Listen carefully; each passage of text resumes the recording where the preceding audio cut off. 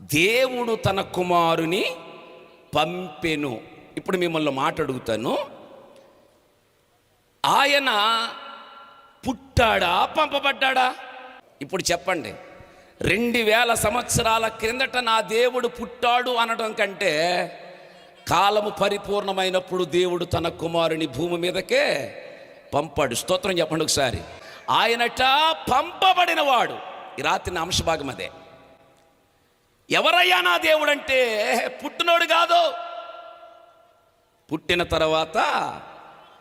మరి ఇప్పుడు మీకు అర్థం అవ్వాలంటే ఆయన పంపబడ్డాడని చెబుతున్నాను కదా.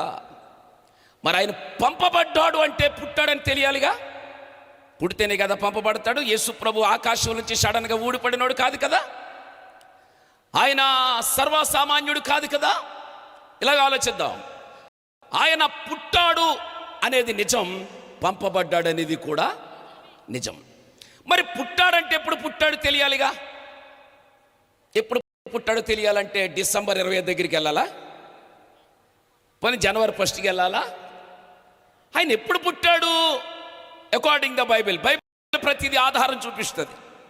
తెరవండి బైబిల్ గ్రంథం, సామెతల గ్రంథం 8:23. పెడితే బైబిల్ ఉన్న వాళ్ళు అందరూ చదివేసేయండి. ప్రవాహ జలములు లేనప్పుడును, నీళ్లతో నిండిన ఓటలు లేనప్పుడును నేను పుట్టి తిని, పర్వతములు స్థాపించబడక మునుపు, కొండలు పుట్టక మునుపు, భూమిని దాని మైదానములను ఆయన చేయక మునుపు, నేల మట్టి రవ్వంతయు సృష్టించబడక మునుపు నేను పుట్టి తిని. కొట్టగట్టిగా చాపట్ల. ఆయన మామూలుగా పుట్టినోడు కాదర్రా, నిన్న మొన్న పుట్టినోడు కాదు. హలో, ఆయన నిన్న మొన్నటి దేవుడు కాదు, 2000 సంవత్సరాలు అసలు కాదు. ఎవడో చెప్తున్నాడు, మొన్న బ్రిటిష్ వాడు తీసుకొచ్చి వదిలేశాడంటే ఇన్ని. బ్రిటిష్ వాడు తీసుకొచ్చి వదిలేశాడు ఇన్ని. బ్రిటిష్ వాడు తీసుకురావడానికి నేను వస్తువా?